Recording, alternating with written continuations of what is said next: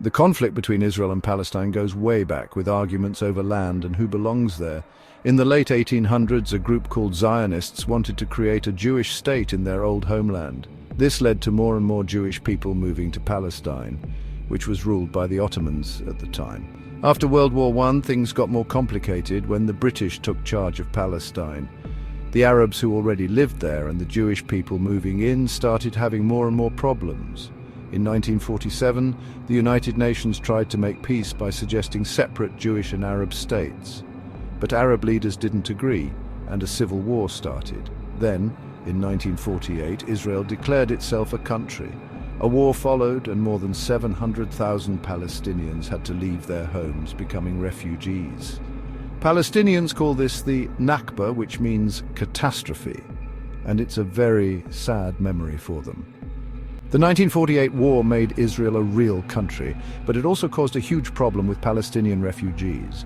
Jerusalem was split in two, with Israel controlling the west and Jordan controlling the east, including the Old City. The fighting has continued ever since, with more wars, uprisings, and failed peace talks. Palestinians still want to return to the homes they lost in 1948. This is a really important issue for them. But Israel worries that if all the refugees and their families come back, Israel won't be a Jewish majority country anymore. This disagreement is a big reason why the fighting continues. There are a few really important problems at the heart of the Israeli-Palestinian conflict. Who controls the land is a huge one. Israel controls the West Bank, East Jerusalem, and the Gaza Strip. Israel took these areas in the Six-Day War in 1967. Palestinians say these areas should be part of their future country. Safety is another big worry.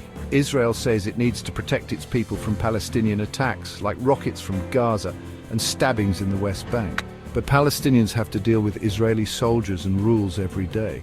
There are checkpoints, they can't travel easily, and sometimes their homes are even destroyed. Another big problem is whether Palestine should be its own country. Palestinians want an independent state with East Jerusalem as its capital. But talks about borders, Israeli settlements, and what to do with Jerusalem have failed over and over. Israel keeps building settlements in the West Bank, which makes things even harder. All these problems are connected, which makes finding a solution really tough.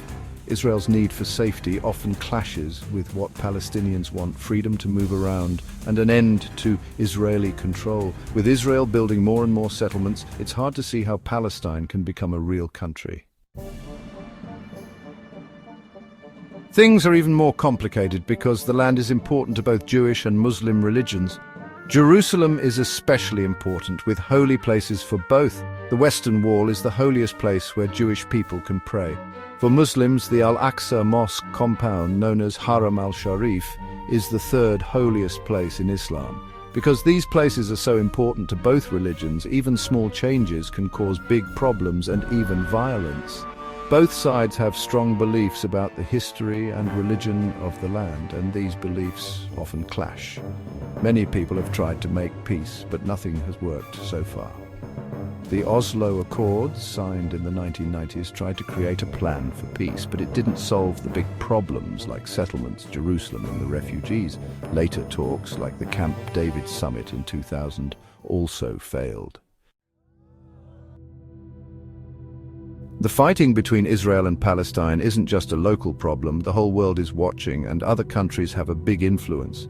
The United States is Israel's closest friend and plays a big role, but Palestinians often say the US isn't fair. Arab countries have different opinions too. Some want two separate states, while others are more worried about other problems in the area. Lately, there's been more violence, and both sides are becoming more stubborn. The Gaza Strip, which is controlled by Hamas, has seen several terrible wars with Israel. In the West Bank, there is still a lot of tension because of Israeli settlements, Palestinian protests, and Israeli military actions. Most countries still think two separate states is the best answer, but they don't seem to have much power to make Israel or Palestine change their minds. It's hard to see how there can be a fair and lasting peace when nobody trusts each other and the fighting keeps happening. The conflict, which started with arguments over history, land, and who belongs where, continues to be a huge problem for the region and the world.